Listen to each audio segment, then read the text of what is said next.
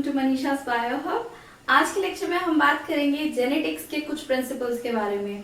बच्चों, जब भी जेनेटिक्स का नाम आता है तो सबसे पहले आपके सामने किसी एक पर्सन की एक पिक्चर आती है। कौन है वो पर्सन? बिल्कुल, मेंडल। ठीक है, मेंडल की अगर बात करें तो आपने हमेशा से जब भी जेनेटिक्स की बात हुई है आपने मेंडल का नाम तो जरूर सुना होगा। ठीक है, कौन थे मेंडल? मेंडल ही वो पहले पर्सन थे जिन्होंने क्या किया था, जेनेटिक्स के कुछ बेसिक प्रिंसिपल्स को डिस्कवर किया था। राइट? इन्होंने क्या किया था, इन्होंने पी प्लांट पर कुछ ब्रीडिंग एक्सपेरिमेंट्स किए एंड फाइनली उन एक्सपेरिमेंट से जेनेटिक्स के कुछ रूल्स को डिस्कवर किया। ठीक है, जिन्हें हम आज भी अपनी जेनेटिक्स में यूज करते हैं। ठीक है, मेंडल ने ही सबसे पहले बायोलॉजी में स्टैटिक्स एंड मैथमेटिक्स को यूज किया था। अगर बात करें, इन्होंने डिफरेंट एक्सपेरिमेंट्स किए अपने पी प्लांट पे। इन्होंने डिफरेंट कैरेक्टर्स को लिया। जब इन्होंने पी प्लांट के साथ एक कैरेक्टर को लेके ब्रीडिंग एक्सपेरिमेंट किए तो उस टाइम पे इन्होंने इस वन कैरेक्टर की ब्रीडिंग एक्सपेरिमेंट को कहा मोनोहाइब्रिड क्रॉस, क्योंकि यहाँ पे उन्होंने क्या किया था, वन कैरेक्टर को लेके ब्रीडिंग करवाई थी एंड जब उन्होंने टू कैरेक्टर्स को लेके पी प्लांट में ब्रीडिंग करवाई तो उसे उन्होंने कहा डाइहाइब्रिड क्रॉस। ठीक है, एंड इन्होंने क्या किया, फाइनली कुछ कंक्लूजन्स दिए, कुछ रिजल्ट्स दिए जिन्हें हम बोलते हैं प्रिंसिपल्स ऑफ इनहेरिटेंस या लॉ ऑफ इनहेरिटेंस। ठीक है, तो यहाँ पे हम स्टेप बाय स्टेप उन लॉस के बारे में स्टडी करेंगे। क्लियर है? तो चलिए सबसे पहला लॉ स्टार्ट करते हैं। आपका जो आपका सबसे पहला लॉ है वह है आपका लॉ ऑफ डोमिनेंस। सेकंड आपका आता है law of segregation and third law आपका आता है लॉ ऑफ इंडिपेंडेंट असॉर्टमेंट। ठीक है, तो वन बाय वन इन्हें स्टडी करते हैं। सबसे पहला लॉ है आपका, सबसे पहला लॉ आपका आता है लॉ ऑफ डोमिनेंस। ठीक है, law of dominance. Law of dominance क्या कहता है, इसको थोड़ा सा इजी वे में समझते हैं। आपको पता है जब हमने अपनी टर्मिनोलॉजीज की स्टडी की थी वहां पे हमने डोमिनेंस के बारे में भी पढ़ा था। ठीक है, अब यहाँ पे कुछ बेसिक बात समझते हैं कि आपको पता है कि किसी भी कैरेक्टर को कौन कैरी करता है, किसी भी ऑर्गेनिज्म में किसी कैरेक्टर को कैरी कौन करता है? फैक्टर। ठीक है, हमने फैक्टर बोला था। ठीक है, फैक्टर किसे बोला था हमने? जीन्स को। ठीक है, फैक्टर यानी कि जीन क्या करते हैं? कैरेक्टर को कैरी करते हैं। इस फैक्टर में हर कैरेक्टर के लिए क्या होते हैं? टू अल्टरनेटिव फॉर्म्स होती हैं। किसकी? एलील की। ठीक है, क्या होती है इसके पास? हर कैरेक्टर की टू फॉर्म होती है जिसे हम एलील बोलते हैं। ठीक है, अगर वो एलील जो इस कैरेक्टर में जो एलील प्रेजेंट थे वो क्या है? डिफरेंट है। ठीक है, अगर बात करें कि इस कैरेक्टर के जो एलील थे वो क्या है? टू डिफरेंट एलील है। ठीक है, डिफरेंट एलील में अगर हम जैसे हमने वहां पे स्टडी किया था कि हम क्या करते हैं, एक एलील को हम कैपिटल से शो करते हैं, एक एलील को हम स्मॉल लेटर से शो करते हैं। बिल्कुल यहाँ पे भी ऐसे ही करेंगे। फॉर एग्जाम्पल हम हाइट को ले लेते हैं। ठीक है, तो यहाँ पे एक क्या है? टॉलनेस का क्या है? एलील प्रेजेंट है। यहाँ पे एक शॉर्टनेस का एलील प्रेजेंट है। ठीक है, ये क्या था?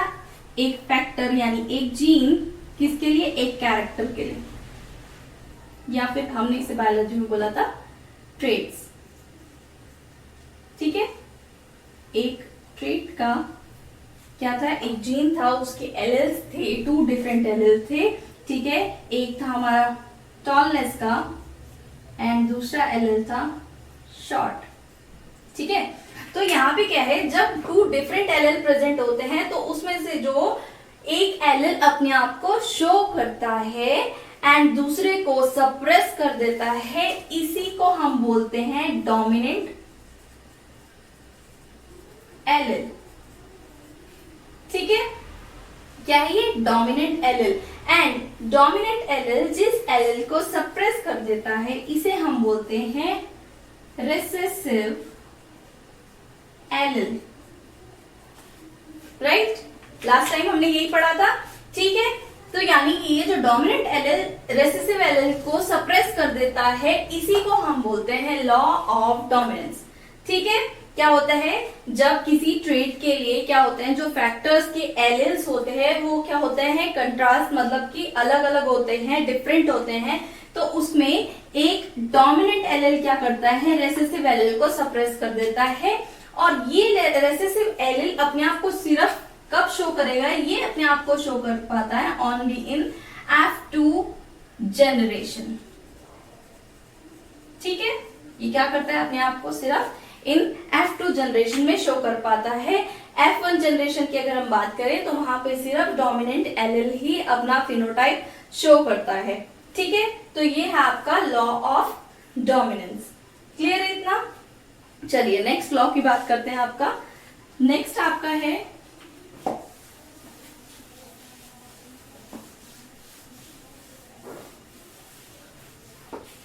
आपका law of segregation. Law of segregation, law of segregation क्या कहता है? लॉ ऑफ सेग्रीगेशन कहता है कि जब भी किसी ऑर्गेनिज्म में किसी एक कैरेक्टर के जो जीन्स होते हैं एंड उस जीन के जो एलिल्स होते हैं वो गैमेट फॉर्मेशन के टाइम पे इंडिपेंडेंटली, मतलब एक दूसरे से अलग होके क्या करते हैं, डिफरेंट गैमेट्स में पहुंच जाते हैं। इसको ऐसे समझते हैं, कोई ऑर्गेनिज्म है उसके अंदर एक कैरेक्टर, फॉर एग्जाम्पल हम हाइट ले लेते हैं, ठीक है, इसके पास टॉलनेस का भी था एंड शॉर्टनेस का भी था। तो क्या हुआ, जब इस ऑर्गेनिज्म में गैमेट्स का फॉर्मेशन हुआ, इस पेरेंट में क्या हुआ, गैमेट फॉर्मेशन हुआ, तो इसने क्या किया, ये जो एलिल थे ये अपने आप से क्या हुए, अलग हो गए। ठीक है, एक गैमेट, एक एलिल गया एक गैमेट के अंदर, दूसरा एलिल गया दूसरे गैमेट में। ठीक है, तो क्या हुए, ये एक दूसरे से ये एलिल कट हो गए, अलग हो गए। ठीक है, इसी को हम कहते हैं सेग्रीगेशन। ठीक है, तो यानी कि क्या होता है, जब गैमेट फॉर्मेशन होता है तो क्या होता है, जो कैरेक्टर के एलिल्स होते हैं वो एक दूसरे से अलग होकर डिफरेंट गैमेट्स में पहुंच जाते हैं। इसी को हम कहते हैं लॉ ऑफ सेग्रीगेशन। ठीक है, कुछ भी हो सकता था, अगर हमने इसे कहा फर्स्ट गैमेट, ये हमारा सेकेंड गैमेट, तो कंडीशन कुछ भी हो सकती थी। यहाँ पे स्मॉल टी भी आ सकता है, यहाँ पे कैपिटल टी भी आ सकता था। ठीक है, यानी कि जो गैमेट फॉर्मेशन होगा, जो आपका गैमेट बना है उसमें कोई भी एलिल आ सकता है। ठीक है, टॉलनेस का भी आ सकता है, शॉर्टनेस का भी आ सकता है, कोई भी एलिल आ सकता है, चांसेस कुछ भी हो सकता है। ठीक है, ऐसा नहीं होगा कि इस एलिल एंड ये दोनों ही एलिल एक गैमेट में चले गए, नहीं, क्या होगा, ये एक दूसरे से कट होके डिफरेंट गैमेट्स में पहुंच जाते हैं। ठीक है, इसे ही हम बोलते हैं हमारा लॉ ऑफ सेग्रीगेशन। क्लियर है? ओके, नेक्स्ट लॉ देखते हैं हमारा,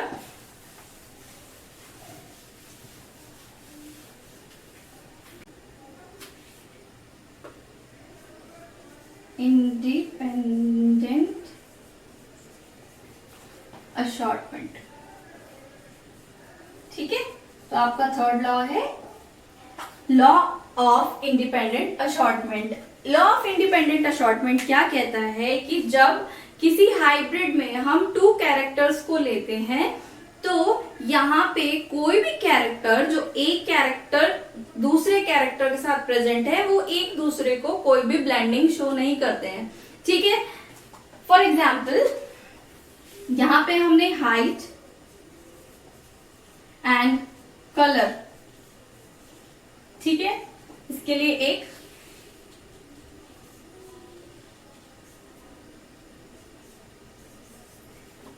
ठीक है, यहाँ पे एक ऑर्गेनिज्म है जिसके में क्या है, ये टू डिफरेंट कैरेक्टर के लिए क्या प्रेजेंट है, two pairs of alleles present है। तो यहाँ पे जब गैमेट्स का फॉर्मेशन होगा तो ऐसा नहीं होगा कि कैपिटल टी हमेशा अपने साथ कैपिटल वाई को, यानी कि टॉलनेस के साथ हमेशा येलो कलर ही आएगा।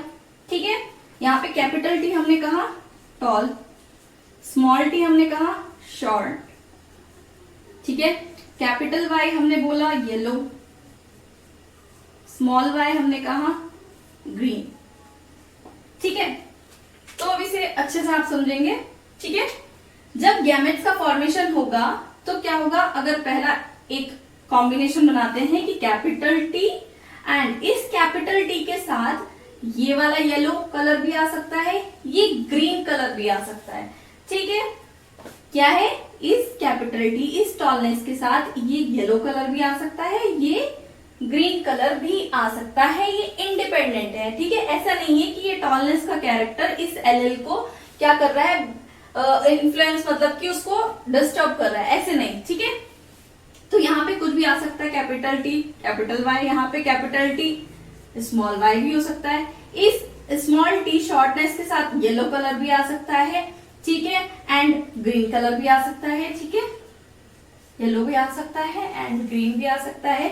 तो क्या होता है, ये जो एलएल्स हैं टू डिफरेंट कैरेक्टर के लिए ये क्या करते हैं, इंडिपेंडेंट अशॉर्ट करते हैं, मतलब किसी पे भी डिपेंड नहीं होते, ये इंडिपेंडेंटली एक दूसरे से अलग होते हैं, ठीक है। ये इस पे डिपेंड नहीं करता है ना, इस पे करेगा, ये इस पे डिपेंड नहीं करेगा, ये क्या करेंगे, सारे एलएल्स इंडिपेंडेंटली एक दूसरे से अशॉर्ट हो रहे हैं, अलग हो रहे हैं, ठीक है, गैमेट्स फॉर्मेशन के टाइम पे, ठीक है। तो ये है हमारा third law, that is law of independent assortment. I hope आपको इतना समझ आया होगा। हमने 3 लॉज यहाँ पे स्टडी किए। हमने सबसे पहला लॉ स्टडी किया law of dominance. Law of dominance क्या होता है कि जब भी किसी ऑर्गेनिज्म में किसी कैरेक्टर के लिए 2 डिफरेंट एलेल प्रेजेंट होते हैं तो उसमें जो डोमिनेंट एलेल होगा वो रेसेसिव एलेल को शो नहीं होने देता है, ठीक है। वहां पे डोमिनेंट एलेल अपने आप को शो करेगा, रेसेसिव को सप्रेस कर देगा, जो हमारा लॉ ऑफ डोमिनेंस है, ठीक है। नेक्स्ट हमने पढ़ा law of segregation. Law of segregation क्या कहता है, लॉ ऑफ सेग्रीगेशन कहता है कि जब ऑर्गेनिज्म में गैमेट फॉर्मेशन होता है तो किसी कैरेक्टर के जो 2 डिफरेंट एलेल हैं वो क्या होते हैं, एक दूसरे से गैमेट फॉर्मेशन के टाइम पे अलग हो जाते हैं। एक एलेल डिफरेंट गैमेट में जाएगा, दूसरा एलेल डिफरेंट गैमेट में जाएगा, ठीक है। वो क्या होंगे, एक दूसरे से अशॉर्ट मीन्स कि एक दूसरे से अलग हो जाएंगे। थर्ड हमने पढ़ा law of independent assortment. Law of independent assortment बात करता है 2 डिफरेंट कैरेक्टर के लिए, ठीक है। 2 डिफरेंट कैरेक्टर के लिए उन दोनों कैरेक्टर के पेयर्स की बात कर रहे हैं, ठीक है। तो यहाँ पे लॉ कहता है कि जो ये 2 डिफरेंट कैरेक्टर के जो एलेल्स हैं वो क्या करेंगे, इंडिपेंडेंटली अशॉर्ट होंगे, वो एक दूसरे से उनका कोई लेना देना नहीं है, वो इंडिपेंडेंटली क्या करेंगे, अपने आप एक दूसरे से अलग होंगे, गैमेट्स में पास होंगे, ठीक है। कॉम्बिनेशन कुछ भी हो सकता है, ठीक है। एक दूसरे की वजह से कॉम्बिनेशन नहीं बनाएंगे, इंडिपेंडेंटली वो कॉम्बिनेशन फॉर्मेशन होगा, ठीक है। तो यहाँ पे ये है हमारे 3 लॉज जो कि हमारे मेंडल ने दिए थे, ठीक है। आज के लिए इतना ही। आई होप आपको अच्छे से समझ आया होगा।